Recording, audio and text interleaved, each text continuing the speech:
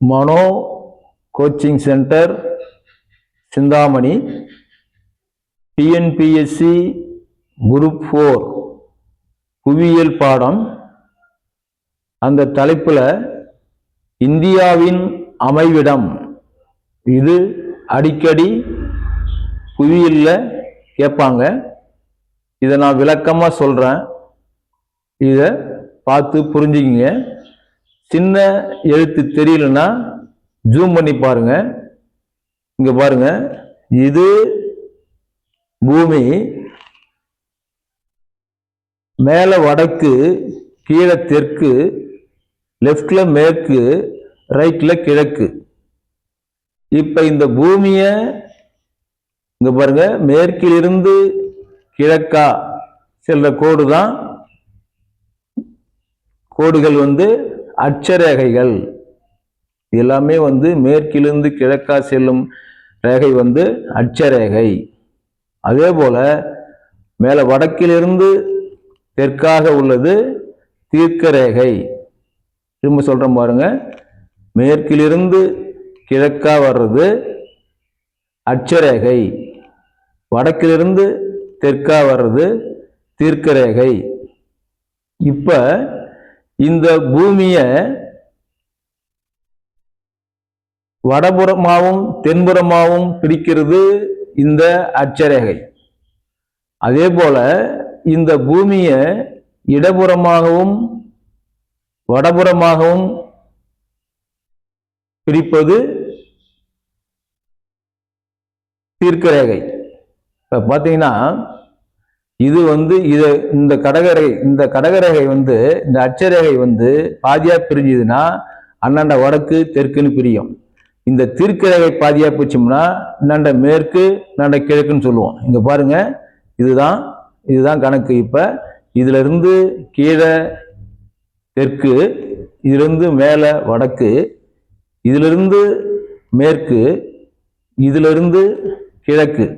எதுக்கு நான் தெளிவா சொல்றேன்னா, இந்தியா இந்த பூமியில இந்தியாவுடைய நில அமைப்பு வடகிழக்கு மூலையில இருக்குது, வடகிழக்கு மூலையில இருக்குது.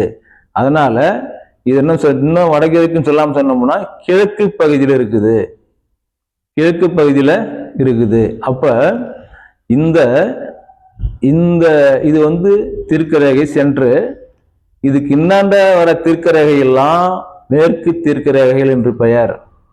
இதிலிருந்து இன்னாண்ட வரக்கூடிய தீர்க்க ரேகைகள் எல்லாம் கிழக்கு தீர்க்க ரேகைகள் என்று பெயர். இப்ப இதை வச்சு இந்தியாவுடைய அமைவிடத்தை பார்ப்போம். இங்க பாருங்க, அதே போல இந்த பக்கம் இதிலிருந்து வரக்கூடிய அட்சரேகை எல்லாம் தெற்கு அட்சரேகைகள் என்று பெயர். இந்த சென்ட்ரல் இருந்து மேல வரையக்கூடிய அட்சரேகைகள் எல்லாம் வடக்கு அட்சரேகைகள் என்று பெயர். ஏன்னா டிஎன்பிஎஸ்சி எக்ஸாம்ல அந்த ஆப்ஷன்ல கிழக்கு மேற்கு வடக்கு தெற்குன்றது குழப்பம் ஏற்படும். அதுக்காக தான் தெளிவா சொல்றேன். இங்க பாருங்க, திரும்பவும் சொல்றேன், இந்த தீர்க்க ரேகை தான் சென்று, இதிலிருந்து கிழக்கு. அப்ப இப்படி வரையக்கூடிய எல்லா தீர்க்க ரேகைகளும் கிழக்கு தீர்க்க ரேகைகள். அதே போல இந்த சைட்ல போற எல்லா தீர்க்க ரேகைகளும் மேற்கு தீர்க்க ரேகைகள். இது அட்சரேகைக்கு சென்று, இதுக்கு கீழே தெற்கு பக்கம் வரையக்கூடிய எல்லா அட்சரேகைகளும் தெற்கு அட்சரேகைகள். இதிலிருந்து சென்ட்ரல் இருந்து வடக்கு பக்கம் வரையக்கூடிய எல்லா அட்சரேகைகளும் வடக்கு அட்சரேகைகள். அதனால இதை வச்சு நாம இந்தியாவினுடைய அமைவிடத்தை இப்ப சொல்ல போறோம். பாருங்க, இப்ப இதுதான் நிலநடுக்கோடு, இதுதான் நிலநடுக்கோடு. படத்தை ஜூம் பண்ணி பாருங்க, இதுதான் நிலநடுக்கோடு. இது 0 டிகிரி. இதுல இருந்து இந்தியா இங்க கன்னியாகுமரி, நம்ம இந்தியாவின் தென்முனை கன்னியாகுமரி. இது வடக்குல இருக்கு, அட்சரேகையில வடக்குல இருக்கு. இதுதான் இதுக்கு மேல போற எல்லா அட்சரேகைகளும் வடக்கு தான் சொல்லணும். அதனால 8.4 ஞாபகம் வச்சுங்க, 8.4 வடக்கு அட்சரேகை. இங்கதாங்க ஆரம்பிக்குது. இந்தியா எங்க ஸ்டார்ட் ஆகுதுன்னா நிலநடுக்கோட்டிலிருந்து, நிலநடுக்கோடு 0 டிகிரி, இங்க இருந்து 8.4